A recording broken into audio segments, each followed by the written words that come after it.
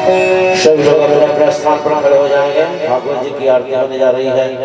श्री भागवत भगवान की है आरती, पापियों को पाप से है पारती।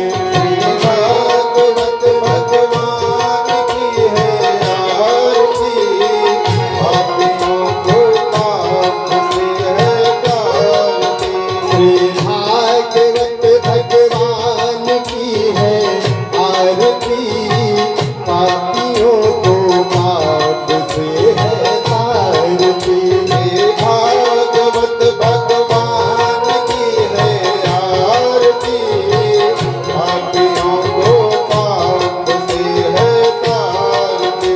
ये अमर ग्रंथ, ये मुक्ति पंथ, ये पंचम वेद निराला है, नवज्योति जगाने वाला है। अमर ग्रंथ, ये मुक्ति पंथ, ये पंचम वेद निराला है, नवज्योति जगाने वाला है। हरि नाम यही, हरि धाम यही, हरि नाम यही, हरि धाम यही, हरि नाम यही, हरि धाम यही, हरि नाम यही, हरि धाम यही। जग मंगल की आरती,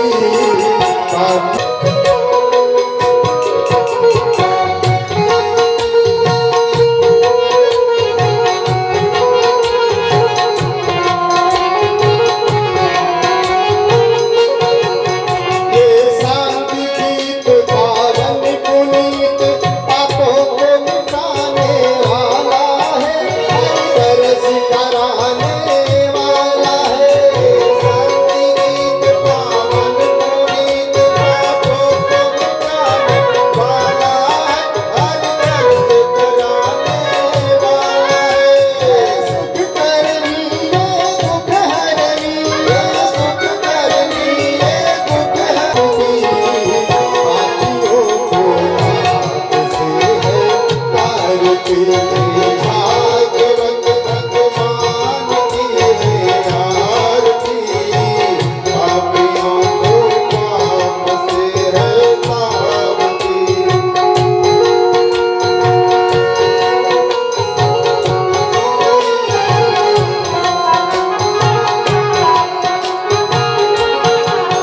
ये मधुर बोल जगपंथी खोल, सन्मार्ग बताने वाला है, बिगड़ी को बनाने वाला है। मधुर बोल जगपंथी खोल, सन्मार्ग बताने वाला है, बिगड़ी को बनाने वाला है। राम यही घनश्याम यही, श्री राम यही घनश्याम यही, राम यही घनश्याम यही, श्री राम यही घनश्याम यही। सबकी आरती, पापियों को पाप से है तारती। भागवत भगवान की है आरती, पापियों को पाप से है तारती। भागवत भगवान की है आरती, पापियों को पाप से है तारती। भागवत भगवान की है आरती, पापियों को पाप से है तारती। भागवत भगवान की है आरती, आरती, पापियों को पाप से है तारती। भागवत भगवान की है आरती, आरती, पापियों को पाप से है तारती।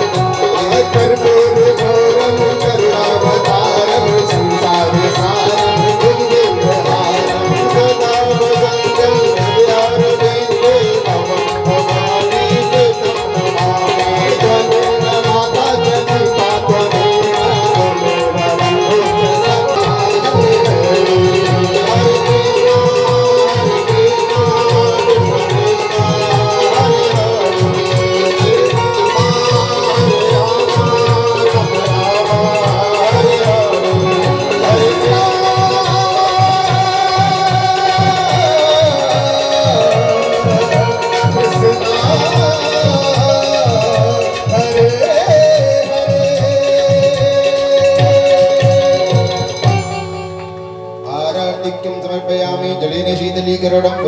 दीपादिवंदनम् आरोग्यार्थे आत्मादिवंदनम् मंत्रोपुष्पाञ्जलिः।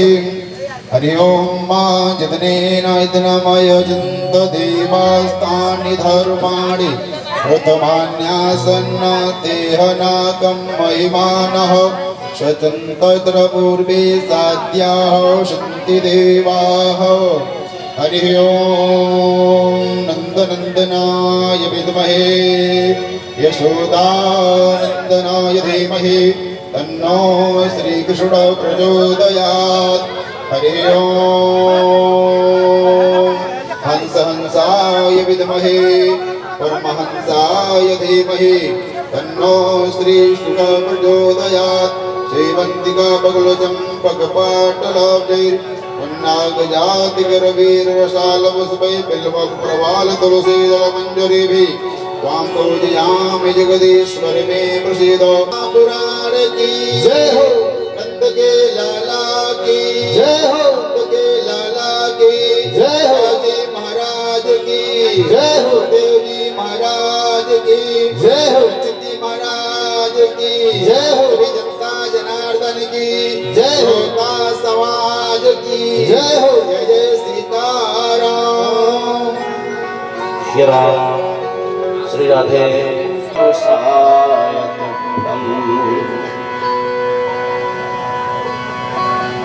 असार संसार भवसागर से सानंदेन जीवनोटुप को किनारे तक लगाने वाले लीला विहारी श्री कृष्ण जी महाराज, प्रभु की आह्लादनी शक्ति ममतामयी कृपामयी श्री राधिका रानी जी,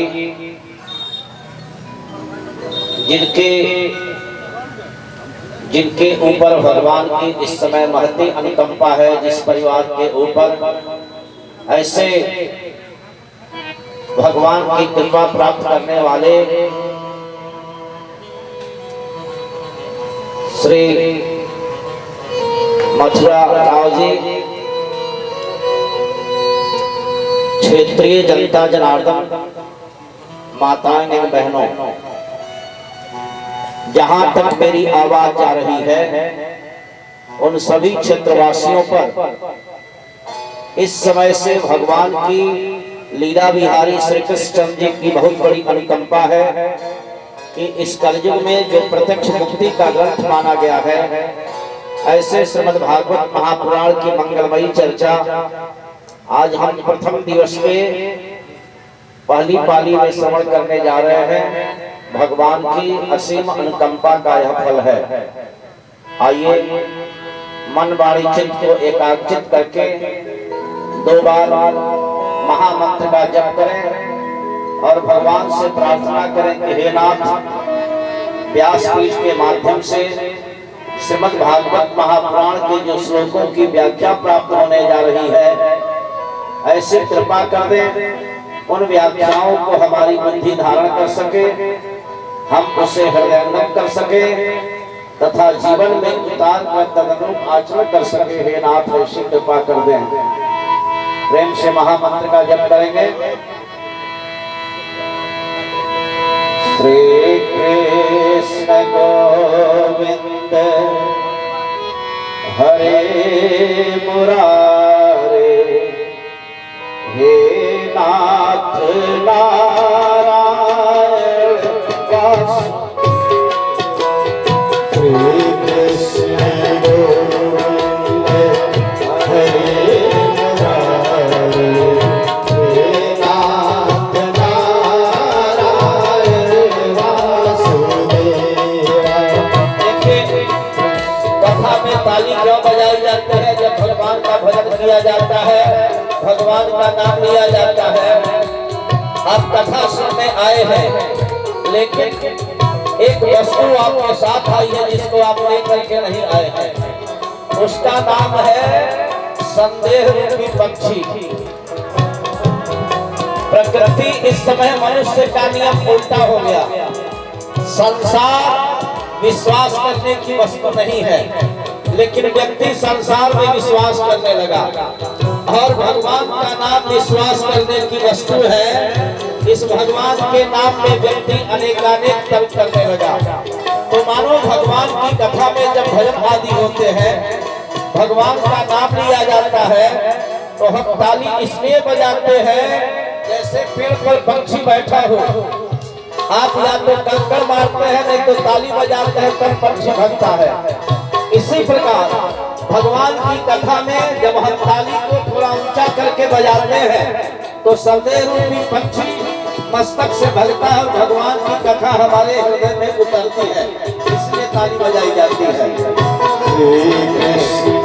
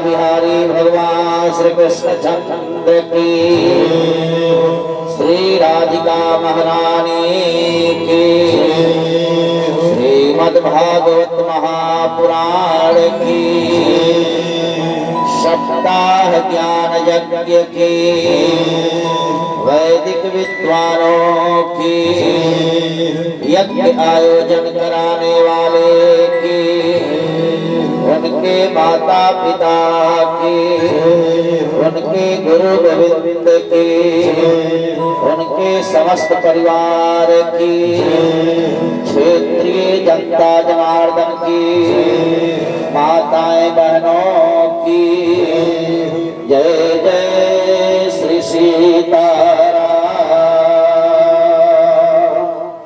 जय जय श्री राधे श्याम। आइए, बहुत सुंदर ढंग से आपने महामंत्र का जप किया। आइए मन वाणी को एकाग्रचित करके हम कथा रूपी ज्ञान गंगा में प्रवेश करने का प्रयास करें। श्रीमद् भागवत महापुराण में 6 अध्यायों में महात्म प्रकरण का वर्णन किया गया है। आज पहले दिन की कथा में महात्मा जी की कथा सुनाई जाती है। मतलब इस श्रीमद् भागवत महापुराण की कथा सुनने का क्या फल है, कौन किसने कब किस तरह सुना, इसकी विधि क्या है, आज यही कथा सुनाई जाती है। महात्म प्रकरण समझिए, श्रीमद् भागवत किसी भी ग्रंथ का महात्म्य यह उस मकान का फाउंडेशन होता है। जैसे मकान की नींव कमजोर हो तो मकान अपने आप कमजोर होता जाएगा। इसी तरह पहले दिन की जो महात्मा की कथा है, ऐसे तो मैं व्यास गति से आपको बोल रहा हूँ। श्रीमद् भागवत महापुराण के एक श्लोक की अगर एक पंक्ति भी जीवन में उतर जाए, आपके जीवन जीने का तरीका ही बदल जाएगा और उसी समय से भगवान की कृपा आपके जीवन में प्रारंभ हो जाएगी।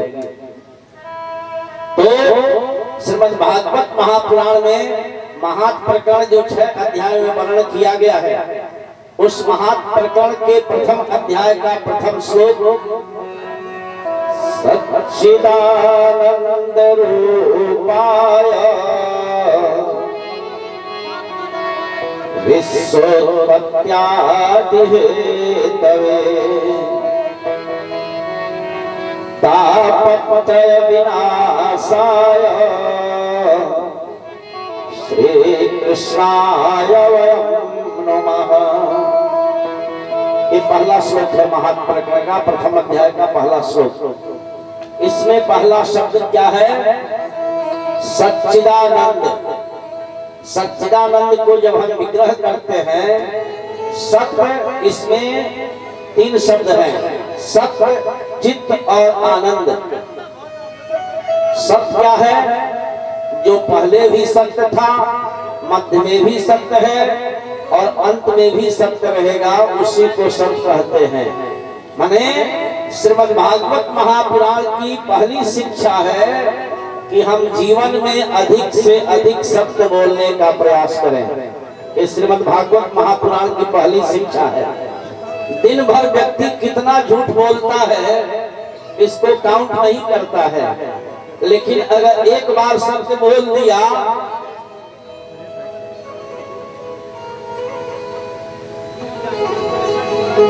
एक बार अगर सत्य बोल दिया तो 50 व्यक्तियों से चर्चा करता है कि आज हमने यह सत्य बोला, जबकि सत्य बोल करके कहना नहीं चाहिए। तो श्रीमद् भागवत महापुराण की पहली शिक्षा है कि हे प्राणियों, जीवन में संभव हो सके, जितना हो सके, अधिक से अधिक सत्य बोलने का प्रयास करें। और रामचरितमानस की भी यही शिक्षा है। गोस्वामी जी ने लिखा कि धर्म तो बहुत है, लेकिन एक महान धर्म है, क्या? धर्म न दूसर सत्य समाना, धर्म न दूसर सत्य समाना, आगम निगम पुराण पठाना,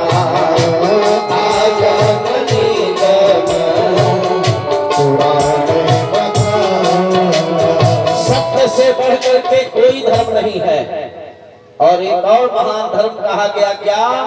परहित सरिस धर्म नहीं भाई, परहित सरिस धर्म नहीं भाई, पर पीड़ा सम नहीं अधमाई, पर पीड़ा सम नहीं अधमाई।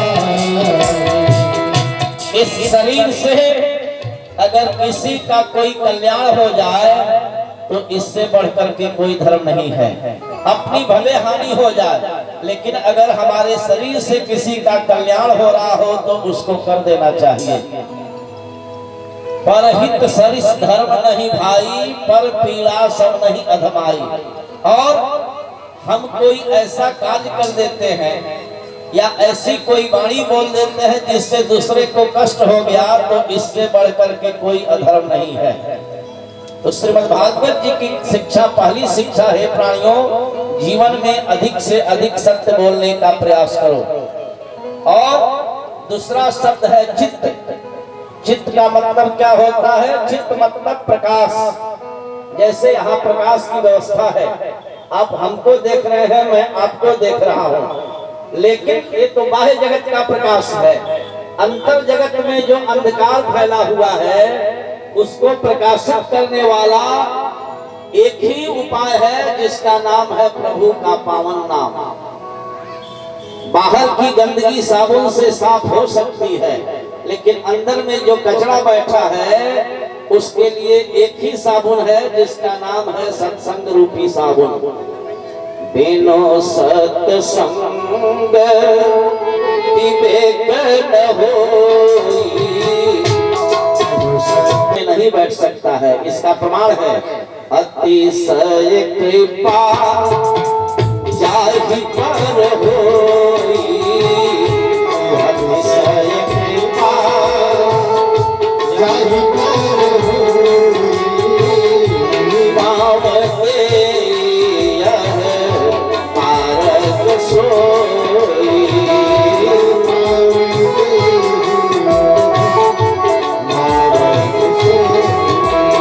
भगवान की जब बहुत बड़ी कृपा होती है तब जीव इस रास्ते पर चलना प्रारंभ करता है।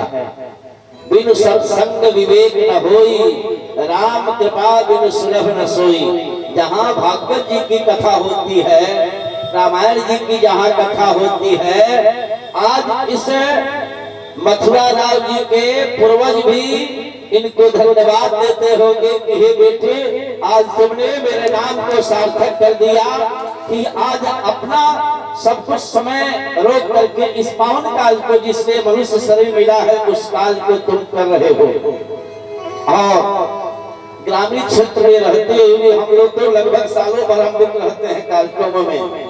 ग्रामीण क्षेत्रों में रहते हुए भी आप जनता जनार्दन इतनी अच्छे से शोभा यात्रा निकाली। बार बार मैं व्यासपीठ से जितनी जनता यहाँ की है सभी जनता को आशीर्वाद दे रहा हूँ कि आप पूर्ण रूप से सहयोग करके इस जगवान जी की शोभा यात्रा को सफल किए। इसी तरह अधिकाधिक संख्या में आकर के आप इस भागवत जी की कथा का आनंद लें, जीवन में उतारे। बहुत समय निकालकर मैंने इस समय को दिया है। तो सबको प्रकाशित करने वाला कौन है? प्रभु का पावन नाम। सब कर परम प्रकाशक जोई,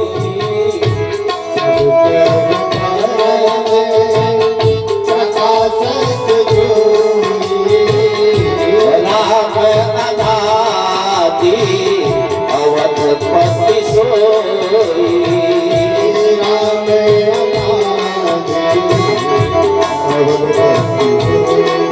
भगवान का नाम ही अंतर जगत के अंधकार रूपी अज्ञान रूपी अंधकार को हटाने वाला है। ज्ञान का प्रकाश भगवान का नाम ही फैलाता है। और तीसरा शब्द है आनंद। आनंद किसे कहते हैं? अरबों की संपत्ति हम इकट्ठा कर लें, शास्त्रों के अनुसार आनंद इसको नहीं कहते हैं। आनंद है क्या? महाभारत में यक्ष ने युधिष्ठिर जी से प्रश्न किया कि को मोदते, माने आनंद किसे कहते हैं। युधिष्ठिर जी कह रहे हैं कि हे यक्ष, पंचमे अहनि षष्ठे वा साके पचति से गृहे अन्वे च प्रवासी च वारिचर समोदते। दिन के पांचवें या छठे पहर भगवान ने जो कुछ घर में दिया है उसी सूखी रोटी में 56 भोग की अनुभूति करना, इसी का नाम है आनंद। पड़ोसी क्या भोजन ले रहा है, क्या कर रहा है, इसको मत देखिए, आप अपने देखिए। आजकल व्यक्ति अपने दुख से कम दुखी है, पड़ोसी सुख से कैसे रह रहा है इसकी चिंता में ज्यादा दुखी है। भाई यह कर्म भूमि है, ऐसा कर्म हुआ है, इस नाते वह सुखी है। उपनिषद का कथन है, देखिए लगन एक ही है, समय एक ही है, सब कुछ एक ही है, लेकिन एक बालक धनी परिवार में जन्म ले रहा है और एक बालक कुटिया में जन्म ले रहा है, समय एक ही है। तो उपनिषद इसका उत्तर दे रहा है, सतपात्र दाना च भवे धनाढ्यो। जो धन दान करना बहुत बड़ी बात नहीं है, लेकिन हम भगवान के द्वारा दी हुई संपत्ति का उपयोग कहाँ कर रहे हैं, इसको सोचना बड़ी बात है। सत्पात्र दाना च भवे धनाढ्यो। जब व्यक्ति सत्कर्मों में भगवान की दी हुई संपत्ति को खर्च करता है तो उसका परिणाम होता है कि अगले जन्म में भी वह एक धनी कुल में जन्म लेता है। धनाढ्य भावा प्रकरोति पुण्यम। और जब धनी कुल में होता है तो धनी कुल में जन्म लेने का एक ही मतलब है कि प्रकरोति पुण्यम, आप पुण्य के कार्यों को अधिक करें। जहाँ भगवान की कथा होती है, जानते हैं भगवान ऐसा अवसर क्यों देते हैं, जैसे कुएं में जल है, कुएं से जल को आप नहीं निकालो तो जल में विकृति आ जाएगी। इसी तरह अगर भगवान के द्वारा दी हुई संपत्ति को आप उसमें से दशांश दान के कार्यों में नहीं खर्च करते हैं तो उसका परिणाम ये होता है कि वह संपत्ति अनेक प्रकार से गलत रास्ते पर जाने लगती है। लाखों लाख का बैलेंस एक मिनट में हॉस्पिटल पहुंच जाएगा। सत्पात्र दाना च भवे धनाढ्यो, धनाढ्य भावात् प्रकरोति पुण्यम, पुण्य प्रभावात् त्रिवम प्रयाति। और जब व्यक्ति पुण्य करता है तो इसका परिणाम क्या होता है कि वह स्वर्ग की प्राप्ति करता है। और जब फिर स्वर्ग का समय समाप्त होगा, पुनः धनाढ्यो, फिर वह धनी कुल में ही जन्म लेगा और पुनरेव दाता, फिर वो दानी का कार्य करेगा। नियम है, 3 स्थान ऐसे हैं जहाँ कभी भी खाली हाथ नहीं जाना चाहिए। कहाँ कहाँ? गुरु गृहे, गुरु के दरवाजे पर जाइए तो चाहे एक पुष्प भी सही, लेकिन इस पुष्प को लेकर के जरूर जाना चाहिए। उडुपे चैव, नदी को जब आप पार कीजिए तो बिना बल्लाह को उतराई दिए बिना नदी पार करना बहुत बड़ा दोष माना जाता है। और हर चर्चाया, भगवान की कथा जब सुनिए तो कुछ न कुछ अर्पण जरूर करना चाहिए। एक इसके नियम बतलाए गए हैं, प्रतिदिन कुछ न कुछ अर्पण करें। नियम है कि कथा पर व्यास के बैठने के पहले आप वहां जाएं और प्रेम से भगवान का नाम संकीर्तन करें, कथा सुने, जीवन में उसको उतारें, आरती लें, व्यास पीठ पर अपनी शक्ति के अनुसार यथाशक्ति अर्पण करें और इसके बाद उसमें से विचार करें कि आज हमको क्या शिक्षा मिली। तब जाकर के कथा भगवती की कृपा, भगवान की कृपा जीवन में होती है। तो पंचमे अहनि षष्ठे वा साके पचति स्वे गृहे अन्नणे। अन्नणे माने जिसके पास किसी प्रकार का कोई कर्ज नहीं हो। ऐसा नहीं कि लड़के को सुख देने के लिए आप करोड़ों रुपए लोन लेने बैंक से, ये बिल्कुल गलत है।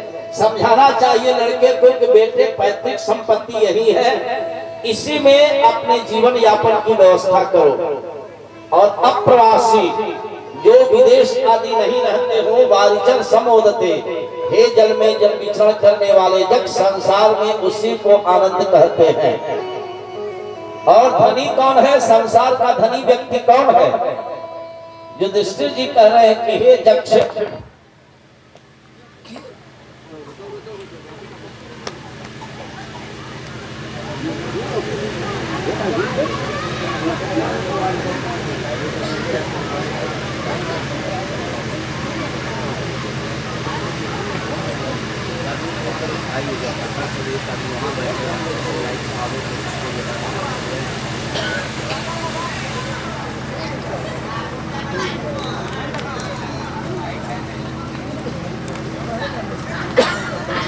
भूत की चिंता है सबई सर्वधनी रह, संसार का सबसे बड़ा धनी व्यक्ति वही है।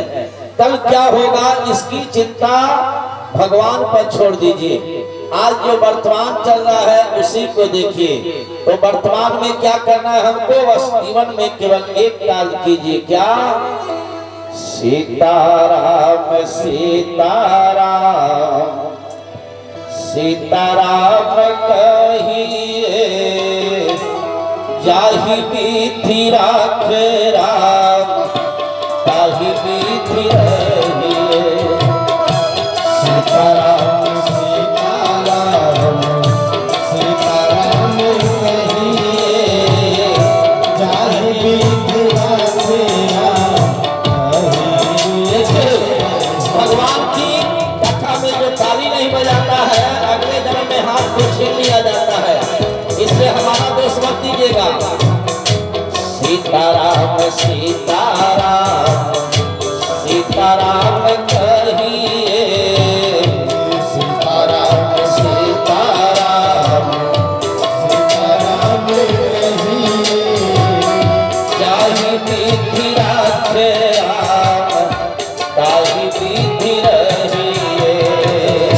सीताराम सीताराम सीताराम कहिए, जाहि विधि राखे राम, ताहि विधि रहिए।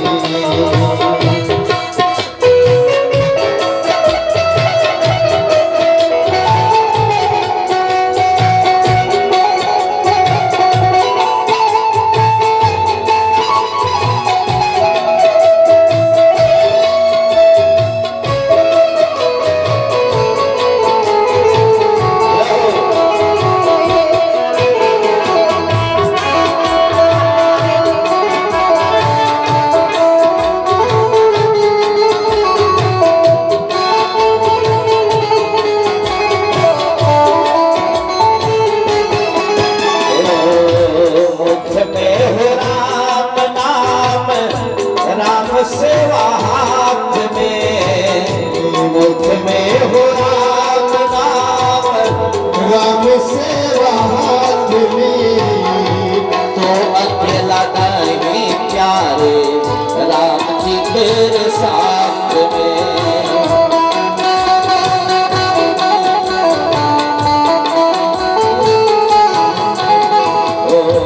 मुख में हो राम नाम, राम सेवा हाथ में। मुख में हो राम नाम, राम सेवा हाथ में, तो अकेला नहीं प्यारे राम जी तेरे साथ में। तो अकेला नहीं प्यारे राम जी तेरे साथ में। विधि का विधान जान, जय श्री राधे। लाभ सही है। विधि का विधान जान, मान लाभ सही है। जाहि विधि राखे राम, ताहि विधि रहिए। सीताराम सीताराम सीताराम कहिए, जाहि विधि राखे राम, ताहि विधि रहिए।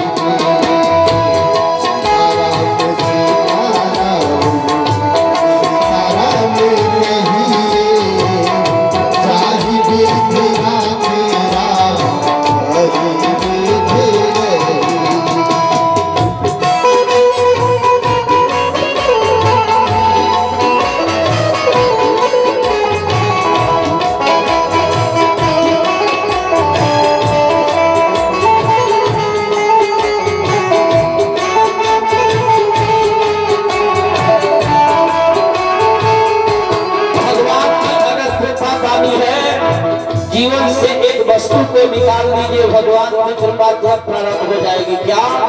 उस वस्तु का नाम है अभिमान। किया अभिमान तो फिर मान नहीं पाएगा, किया अभिमान तो फिर मान नहीं पाएगा। होगा प्यार वही जो श्री राम जी को पाएगा, होगा प्यार वही जो राम जी को पाएगा।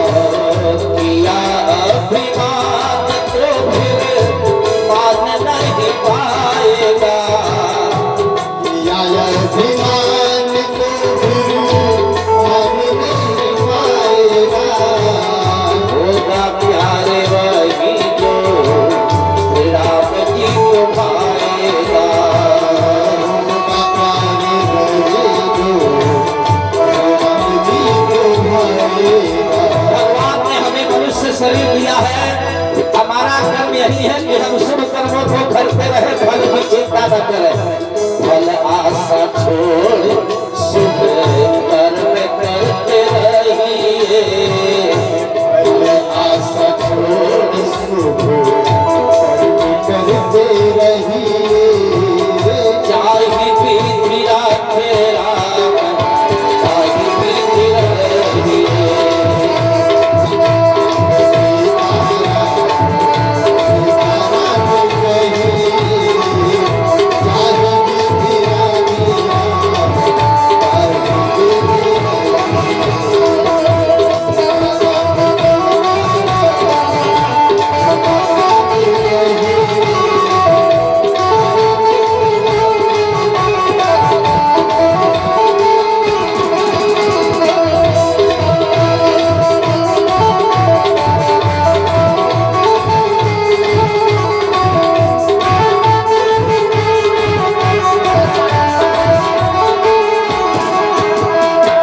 संसार में दुखी क्यों है? उसका कारण एक है, क्या? शास्त्र कह रहा है आशा ही परमम दुखम नैराश्यम परमम सुखम। जीवन में आशा लगाना यही सबसे बड़ा दुख है। पिता पुत्र से आशा लगाया है कि लड़का बड़ा होगा तो हमारी सेवा करेगा, माँ आशा लगाई है बहू आएगी हमारी सेवा करेगी। लेकिन माताओं बहनों भाइयों याद रखना, कोई किसी की सेवा नहीं करता है। भगवान की कृपा हट जाए, आपका परिवार ही आपका सबसे बड़ा दुश्मन बन जाएगा। इसमें ध्यान रखिएगा। अगर आशा लगाइए तो परमात्मा से लगाइए। आशा एक राम जी से उनकी आशा छोड़ दे, आशा एक राम जी से उनकी आशा छोड़ दे।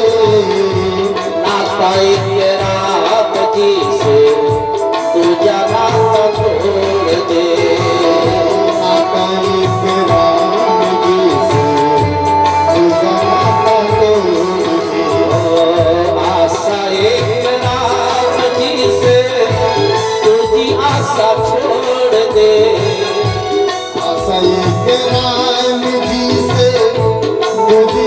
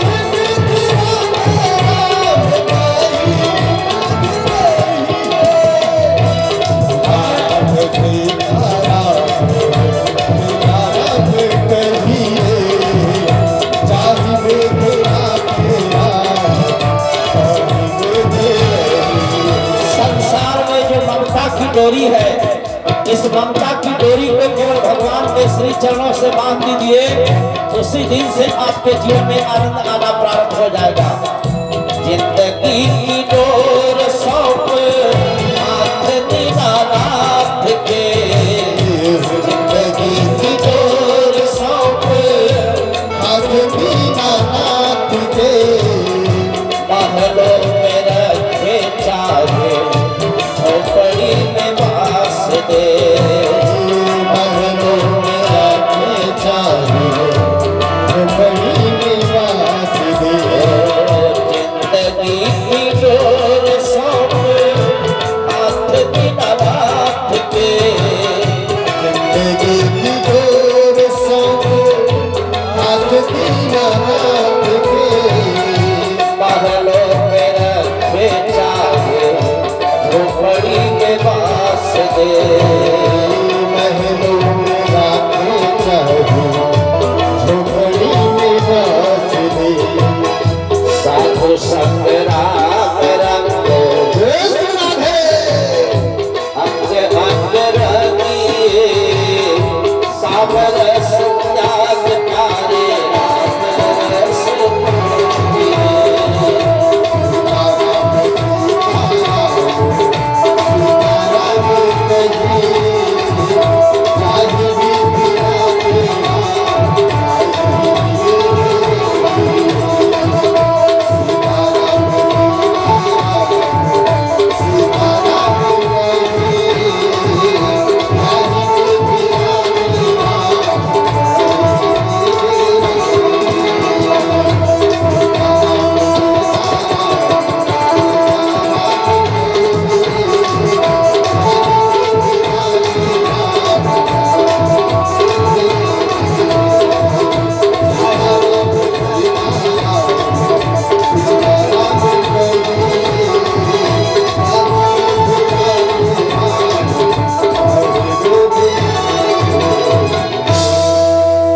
जीवन में जितने समय तक हम बैठ करके भगवान की चर्चा श्रवण कर रहे हैं, भगवान का नाम इस जिह्वा से लेने, समझिए हमारा जीवन का बहुमूल्य समय वही है।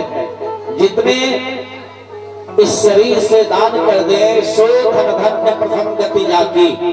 धन की 3 गति है। पहली गति का नाम है दान। भगवान शंकर मैया पार्वती से कहते हैं कि हे देवी, सो धन धन्य प्रथम गति जाकी, सो धन धन्य प्रथम गति जाकी। ओ धन्य पुण्य रत्नपति सोई पार, धन्य पुण्य रत्नपति सोई पार।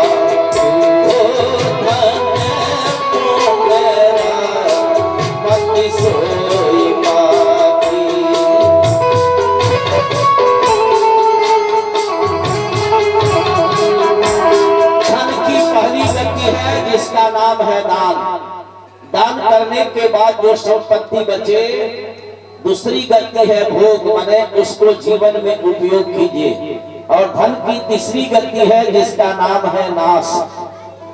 लक्ष्मी मैया की छोटी बहन का क्या नाम है? लक्ष्मी मैया की छोटी बहन का नाम है दरिद्रा। लक्ष्मी मैया एक बार अपनी छोटी बहन से पूछी कि अरे बहन, हमारे पीछे पीछे तुम क्यों चलती हो? मैं तो जहाँ जाती हूँ चकाचौंध कर देती हूँ, घर का नक्शा ही बदल देती हूँ। छोटी बहन ने कहा कि ठीक कहती हो दीदी, जब कृपा करती हो तो घर का नक्शा तो बदल जाता है, लेकिन उसी समय अगर तुम्हारी कृपा हट जाए तो अहंकार की उत्पत्ति होती है। और जब अहंकार आ जाएगा तुम वहां से हट जाओगी और परमानेंट उस घर पर मेरा कब्जा हो जाएगा। इसलिए धन की शुद्ध गति जिसका नाम है दान, और उसके बाद भोग कीजिए, अन्यथा ज्यादा बैलेंस के चक्कर में आप पड़ेंगे तो धन की तीसरी गति है जिसका नाम है नाश। इसलिए कभी भी परिवार के लिए कमाइए, अच्छी बात है, लेकिन परिवार में रह करके भगवान को भूल जाना यही गलत बात है। कलयुग में भक्ति करने की इतनी छूट दी गई है कि चलते फिरते भी आप भगवान की भक्ति कर सकते हैं। कोई जरूरी नहीं है कि हम स्नान करके ही भगवान का पूजन करें। स्नान कहते किसे है? स्नान की परिभाषा बतलाइए। स्नानम मन मल त्यागो, मन रूपी गंदगी का त्याग करना, इसी का नाम है स्नान। स्नान से केवल बाह्य शुद्धि होती है, लेकिन आंतरिक शुद्धि भगवत भजन से होती है। तो मैं पहले श्लोक की व्याख्या पर, पहले शब्द पर बोल रहा था, सच्चिदानंद रूपाय। इस संसार में चाहे वो अरबपति व्यक्ति हो या खरबपति व्यक्ति हो, ऐसा कोई नहीं है जो दुखी नहीं हो। केवल कैटेगरी में अंतर है। किसी को किसी प्रकार का दुख है, किसी को किसी प्रकार का दुख है। कबीरदास जी कहते हैं, कोई तन दुखी कोई धन दुखी, किसी के पास शरीर का दुख है। शरीर का दुख मतलब कथा इतनी सुंदर आज से इस क्षेत्र में हो रही है, लेकिन भगवान ने इतना रोग शरीर में दे दिया है कि आप चाह कर भी यहाँ नहीं आ सकते हैं। और एक बात याद रखिएगा, लोग कहते हैं कि शास्त्री जी क्या बताया, आपकी वाणी इतनी मधुर है, इतना आनंद आता है। क्या कथा हो रही थी, हमने पूछा कि आप नित्य सत्संग में आते हैं क्या? तो कहे कि भाई इतनी साउंड की व्यवस्था है, मैं सोए सोए जो है लेट करके आपकी वाणी को सुनता हूँ। हम कहें भूल कर भी ऐसा मत कीजिएगा। तो उसकी संहिता का श्लोक में लिखा गया है, सृष्वन्ति परिश्रवन्तो भवत् अजगरा जना। जो भगवान की कथा लेट करके सुनता है अथवा दूर बैठ करके सुनता है, तो कौशिकी संहिता कह रही है कि जना अजगरा भवन्ति, वह